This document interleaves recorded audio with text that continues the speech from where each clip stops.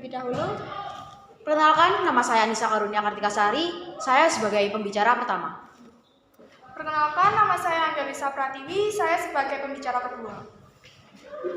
Perkenalkan, saya Sasa Bila Oktavia Ramadhani sebagai pembicara ketiga. Perkenalkan, saya Mas Orang Malaysia sebagai pembicara keempat. Terima kasih. Oke, tim pro ada Nisa, Anggi, Salsa, dan juga Naswa. Sekarang mari kita dengar perkenalan dari tim sebelah kiri saya. Ada tim kontra, silakan. Perkenalkan, nama saya Angelika Afridia Putri sebagai pembicara satu. Perkenalkan, nama saya Wida Wijanti sebagai pembicara kedua. Perkenalkan, saya Nisha Agra sebagai pembicara kedua. Perkenalkan, nama saya Rizani Nagla Putri sebagai pembicara keempat. Terima kasih. Terima kasih kembali. Selanjutnya saya tidak lupa menyapa para audiens yang sedang menyimak acara debat kali ini dari sana. Nah, sebelum acara dimulai, izinkan saya memperkenalkan diri juga terlebih dahulu. Perkenalkan, nama saya Kaila Arum dan dalam proses acara nanti saya yang akan memandu berjalannya acara mulai dari awal sampai akhir sebagai moderator. Nah, para hadirin sekalian, para audiens yang ada di sana, kita tahu bahwa sistem pembayaran dalam perekonomian ini terus berkembang dari masa ke masa. Awalnya kita tahu yang namanya sistem tukar atau kita sebut sebagai barter. Kemudian berkembang berupa alat pembayaran berupa koin. Lalu berkembang lagi menjadi alat pembayaran yang lebih sah, yaitu uang kertas yang sampai sekarang pun masih kita gunakan. Nah, perkembangan itu terus berlanjut sampai sekarang. Bahkan sekarang pun kita mengetahui bahwa ada sistem yang lebih canggih, yaitu mata uang digital atau pembayaran non tunai. Nah, sekarang pertanyaannya, seperti apakah sih sistem pembayaran kita di masa depan nanti? Terdapat desas-desus bahwa cryptocurrency lah yang akan menjadi masa depan pembayaran kita nanti. Namun, baik dari masyarakat kita yang masih awam tidak tahu mengenai cryptocurrency ini, sehingga bertanya-tanya apakah cryptocurrency ini sah dan aman untuk dijadikan sistem pembayaran sekaligus investasi untuk masa depan nanti. Dan inilah yang akan menjadi emosi dalam topik debat kita kali ini. Namun sebelum itu, untuk menjaga ketertiban dan keefektifan berlangsungnya acara debat kita kali ini, saya sebagai moderator akan membacakan aturan dan tata tertib pelaksanaan forum debat ini terlebih dahulu. Yang pertama, tim pro akan menyampaikan argumen yang terlebih dahulu. Saya batasi waktu selama maksimal 5 menit. Kemudian dilanjutkan oleh tim kontra yang bisa menyanggah pernyataan dari tim pro. Saya batasi waktu selama 3 menit. Lalu sanggahan-sanggahan berikutnya akan saya persilahkan dan dibatasi waktu juga selama maksimal 3 menit. Di sini saya sudah menyiapkan timer untuk kita lihat nanti dan berjalannya sesuai dengan tata tertib. Nah, baiklah, untuk mempersingkat waktu, bisa kita mulai saja. Tim pro silakan bisa menyampaikan argumennya. 5 menit dimulai dari sekarang. Baik, terima kasih untuk moderator. Selamat siang semuanya, saya selaku pembicara pertama akan menyampaikan argumen tim kami mengenai cryptocurrency sebagai investasi yang sah dan aman. Di sini kami sependapat dengan judul mosi ini. Dan izinkan kami untuk menyampaikan argumen. Pemerintah di Indonesia resmi mengizinkan perdagangan mata uang digital atau cryptocurrency seperti Bitcoin di bursa berjangka. Badan Pengawas Perdagangan Berjangka Komoditi mengakui 229 cryptocurrency di tanah air. Pengakuan ini dituangkan pada Badan Pengawas Perdagangan Berjangka Komoditi nomor 7 penetapan daftar aset kripto yang dapat diperdagangkan di pasar fisik aset kripto. Peraturan itu berlaku mulai pada tanggal 17 Desember 2020. Dengan terbitnya peraturan Bapepti atau Perba tersebut, diharapkan perdagangan fisik aset kripto di Indonesia mampu memberikan kepastian hukum sekaligus perlindungan bagi masyarakat yang ingin berinvestasi fisik aset kripto di Indonesia. Sekian. Tim pro masih mempunyai waktu selama 2 menit. Apakah mau menambahkan argumen yang akan disampaikan atau terus saja? Tidak, menurut saya sudah cukup. Oke. Argumen faktual yang cukup menarik ya sebagai awalan kita dalam topik kali ini. Tim pro tadi mengatakan mengenai aturan-aturan dalam perdagangan cryptocurrency ini. Sekarang saya persilakan tim kontra untuk menanggapi fakta dari apa yang sudah disampaikan dari tim pro. Silakan. 3 menit dimulai dari sekarang. Terima kasih moderator atas kesempatannya. Menurut kami mata uang cryptocurrency seperti Bitcoin bersifat horor yang berarti sesuatu yang tidak pasti. Karena itu bertentangan dengan Undang-Undang Nomor 7 Tahun 2011 dan Peraturan Bank Indonesia Nomor tahun 2015. Selain itu, mata uang cryptocurrency sulit diprediksi di masa depan dengan potensi kerugian yang lebih besar. Keadaan nilai tukar mata uang ini juga terlampau tinggi. Terima kasih. Oke, fakta dibalas dengan fakta. Dari tim pro sendiri, apakah ada tanggapan? Silakan, 3 menit dimulai dari sekarang. Baik, terima kasih kepada moderator yang telah memberikan saya waktu untuk berbicara. Sebelumnya kami menerima dengan apa yang disampaikan oleh tim kontra, tetapi untuk kasus cryptocurrency ini tidak bisa dipandang dengan satu sisi saja, tetapi bisa dipandang oleh sisi politik dan ekonomi yang mana pemerintah menetapkan dalam undang-undang dan sumber-sumber yang ada. Economic Institute of Development of Economy and Financial Index, Naim Huda mengatakan bahwa seharusnya tidak mencampurkan urusan agama dengan persoalan ekonomi. Nah, pakar Indonesia sendiri menjelaskan bahwa cryptocurrency ini atau aset kripto merupakan inovasi dalam bidang finansial, dan kripto ini sangat bermanfaat buat investasi masa depan kita. Nah, faktor Indonesia menjelaskan bahwa teknologi blockchain sangat penting dan manfaatnya juga sangat banyak. Bisa kita sebutkan antara lain mampu mendeteksi penggunaan anggaran agar terdeteksi tindakan pidana pencucian uang. Sebelumnya itu yang bisa saya sampaikan. Terima kasih. Oke, saya izin menyimpulkan terlebih dahulu supaya para audiens di sana juga paham. Jadi awal tadi tim pro mengatakan bahwa perdagangan cryptocurrency ini sudah resmi diizinkan oleh pemerintah Indonesia, namun disanggah oleh tim kontra yang menyampaikan bahwa cryptocurrency ini sebenarnya adalah sesuatu yang tidak pasti. Kemudian disanggah lagi oleh tim pro bahwa tim pro kurang setuju karena persoalan mengenai kripto ini tidak hanya bisa dianggap dalam satu sisi saja, tapi banyak sisi yang bisa kita jadikan pertimbangan juga. Kemudian tim pro juga menjelaskan bahwasannya cryptocurrency ini merupakan inovasi dalam bidang finansial kita saat ini, dan ada teknologi yang namanya blockchain ya. Saya sendiri pun pernah mendengar mengenai adanya keunggulan dari teknologi blockchain ini. Lalu sekarang bagaimana pertimbangan dari tim kontra? Apakah ada yang mau disampaikan? Silakan. 3 menit dimulai dari sekarang. Baik, kami menerima pendapat dari tim pro bahwa kami tidak bisa memandang cryptocurrency hanya dari sisi negatif saja. Berdasarkan fakta yang dijabarkan tadi mengenai manfaat teknologi blockchain, kami dari tim kontra akan menambahkan penjabaran mengenai kekurangan dari teknologi blockchain itu sendiri. Nah, dengan cepatnya perkembangan zaman ini, maka peredaran mata uang digital juga semakin susah dibendung. Ditambah dengan desentralisasi sistem jaringan blockchain yang setiap transaksi tidak melewati server pusat milik pemerintah, terdapat kekhawatiran bahwa undang-undang yang lama pembentukannya ini tidak dapat mengatur blockchain sebagaimana mestinya. Terima kasih. Oke, jadi kalau tim pro tadi sudah menjelaskan berbagai keunggulan dari teknologi cryptocurrency ini yang namanya blockchain, kemudian tim kontra membalas bahwasannya teknologi ini sendiri ada juga kekurangan yang di dalamnya itu. Nah, sekarang sepertinya sudah mulai memanas ya pemirsa. Tiap tim sudah mulai saling menyanggah tiap argumen.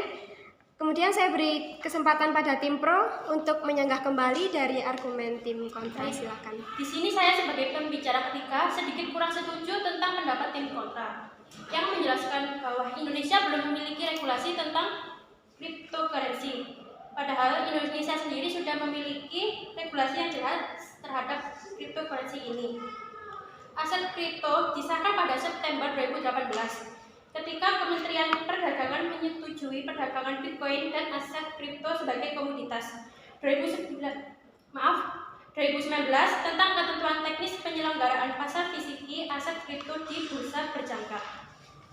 Akhirnya peraturan 2019 tersebut dilengkapi dengan peraturan Bupati nomor 7 2020 tentang penetapan daftar aset kripto yang dapat diperdagangkan di pasar fiksi aset kripto. Oke, ada beberapa regulasi pemerintah terhadap cryptocurrency. Yang pertama yaitu aset kripto legal di Indonesia dan didefinisikan sebagai komoditas. Yang kedua, Dewan Pengawas Bursa Berjangka mengatur perdagangan dan mengawasi perizinan usaha pertukaran cryptocurrency. Yang ketiga, aset kripto tidak dapat digunakan sebagai alat pembayaran yang sah di Indonesia. Yang terakhir, Indonesia berencana menetapkan pajak untuk setiap aktivitas kripto di Indonesia.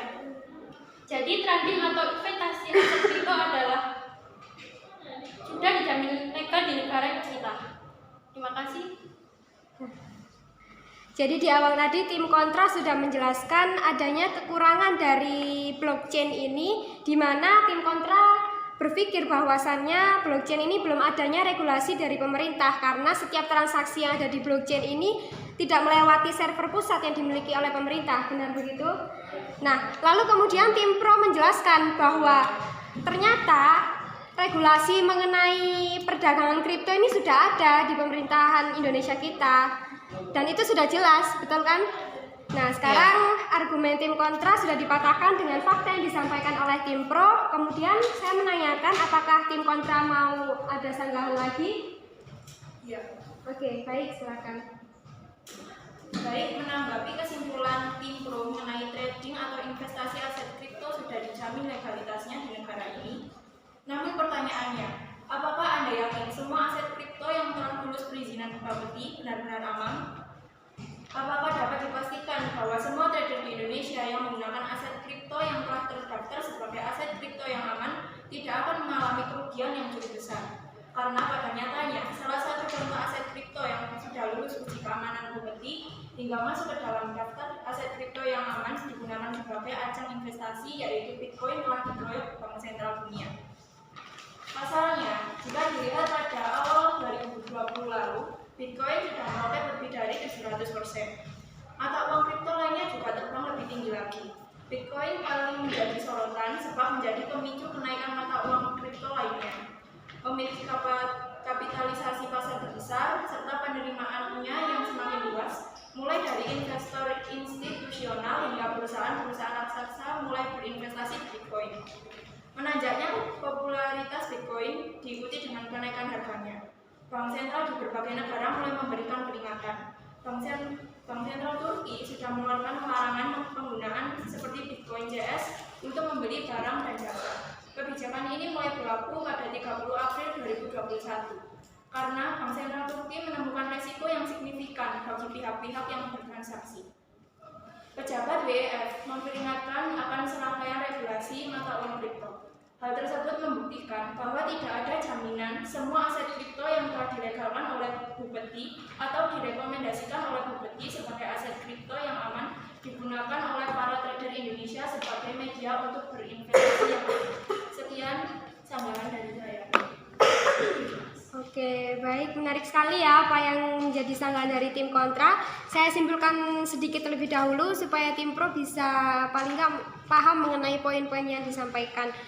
Tim kontra menanyakan bahwa apakah semua aset kripto yang sudah diatur dalam peraturan Bapeti ini sudah terjamin aman?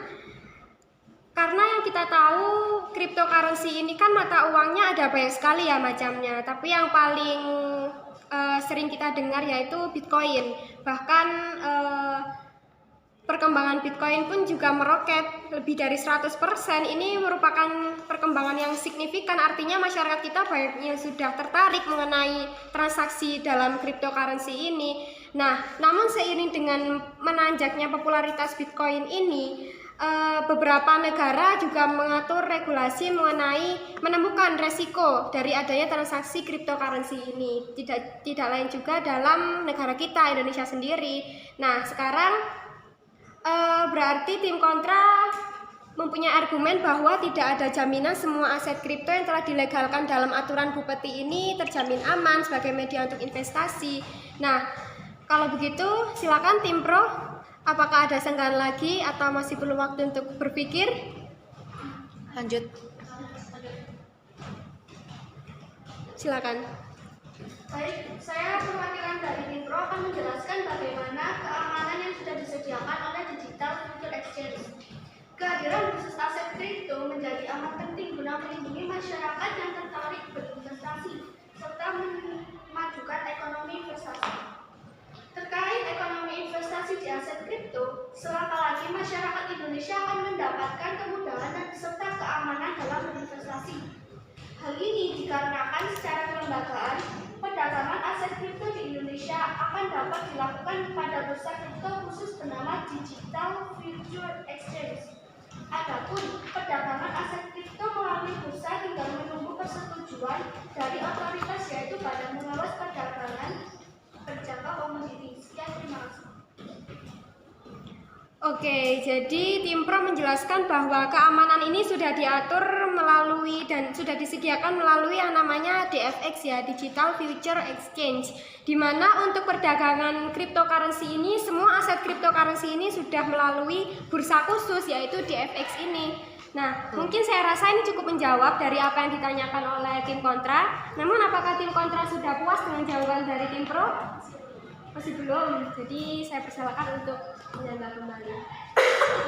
Terima kasih atas penjelasan keamanan yang telah disediakan oleh DFX guna melindungi masyarakat yang tertarik berinvestasi serta memajukan ekonomi investasi.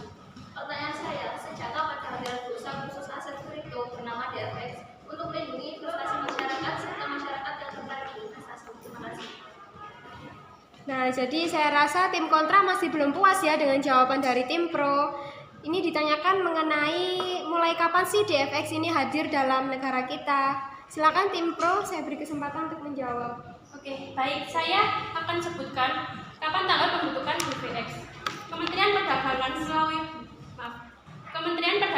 melalui Bapeti, Badan Pengawas Perdagangan Berjangka Komoditi telah menerbitkan peraturan Bapeti nomor 7 tentang penetapan daftar aset kripto yang dapat diperdagangkan di pasar fisik aset kripto. Peraturan ini telah diterbitkan dan mulai berlaku tanggal 17 Desember tahun 2020. Sekian, terima kasih.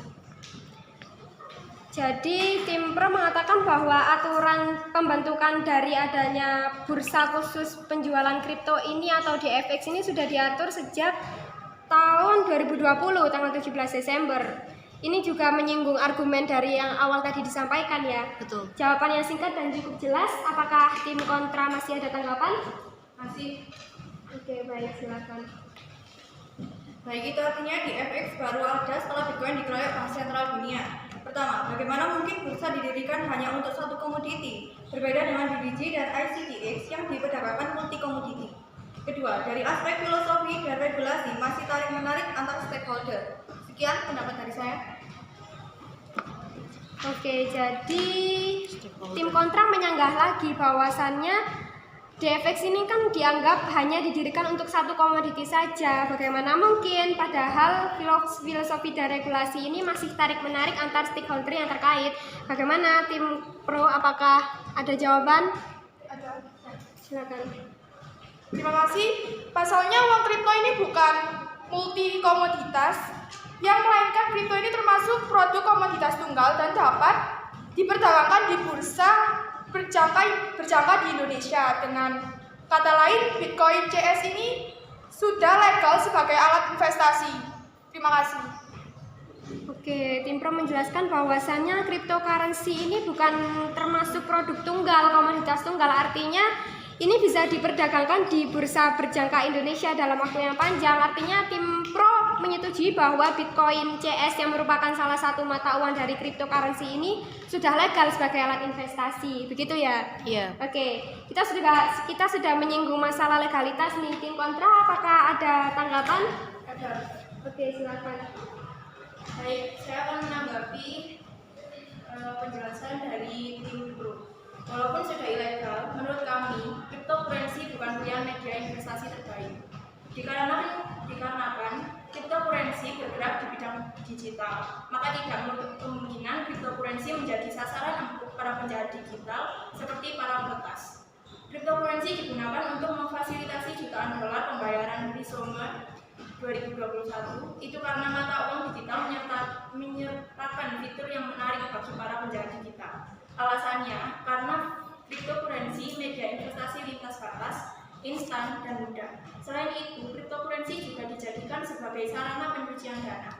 Cryptocurrency memang kini menyita perhatian para investor yang ingin mencoba investasi digital di era digital ini.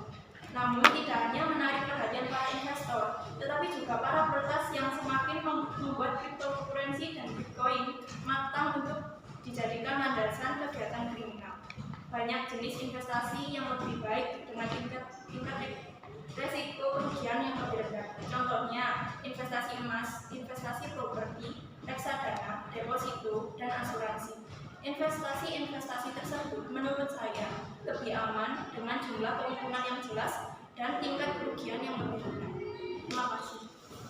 Oke, baik. Tim kontra menyinggung lagi soal keamanan ya. Jadi menurut tim kontra, meskipun adanya perdagangan cryptocurrency ini sudah dianggap legal dan diatur dalam berbagai peraturan Kementerian Perdagangan kita, namun ini tidak menutup kemungkinan karena cryptocurrency ini diperdagangkan dalam dunia digital, maka ada berbagai kemungkinan buruk atau kemungkinan negatif seperti adanya penjahat digital atau peretas seperti itu, sehingga cryptocurrency ini menjadi landasan empuk untuk kegiatan kriminal.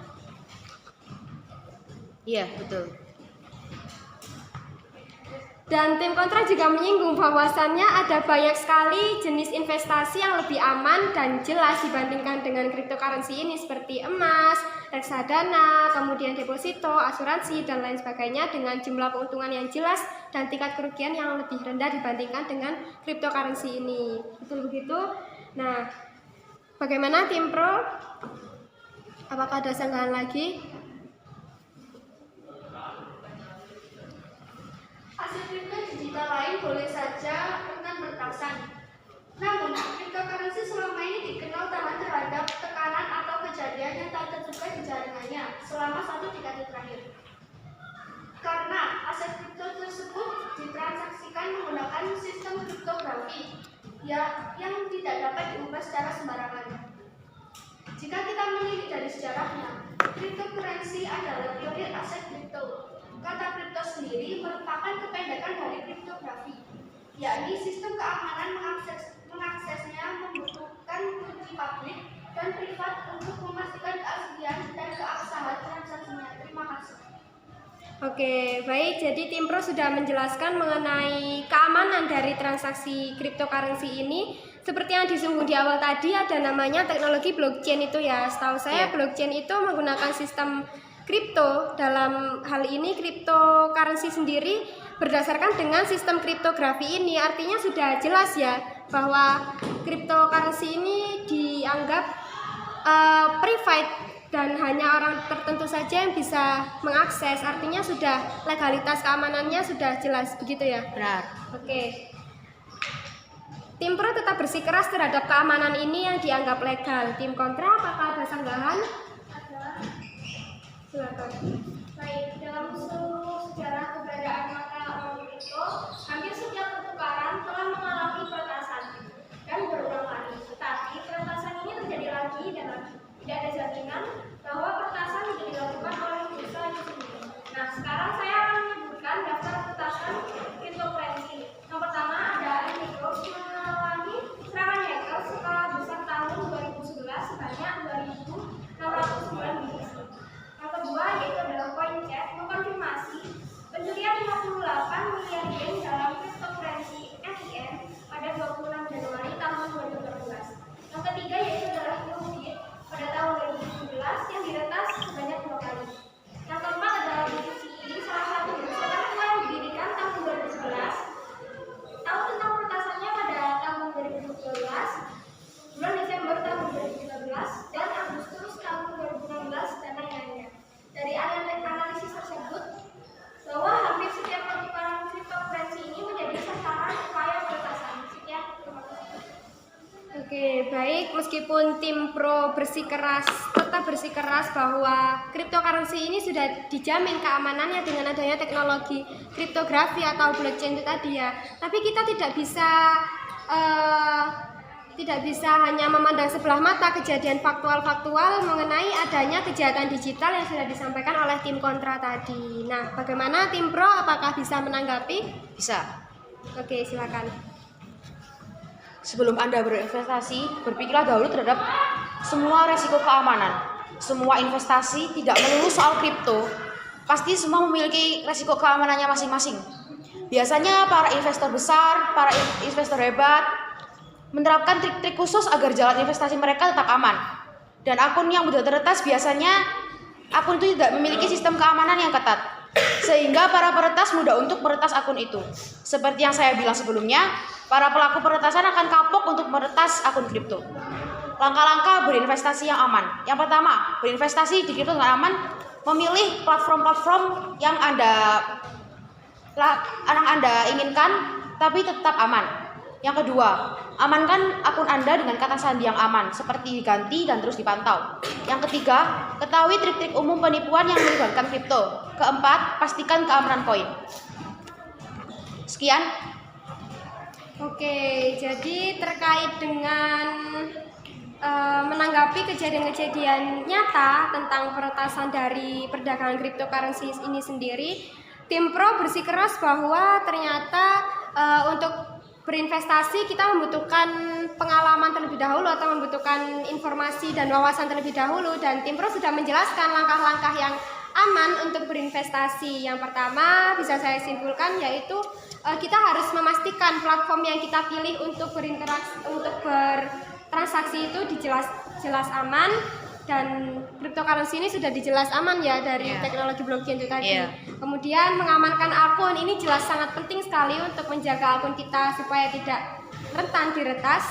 Kemudian kita harus mengetahui trik-trik umum, biasanya sering terjadi mengenai penipuan. Kita kan sudah bisa mengenali itu dan memastikan keamanan koin. Jadi tim pro sendiri sudah menyampaikan tanggapannya berupa tips and trik bagaimana sih cara berinvestasi dengan aman untuk mengantisipasi perihal keamanan dari adanya transaksi cryptocurrency ini.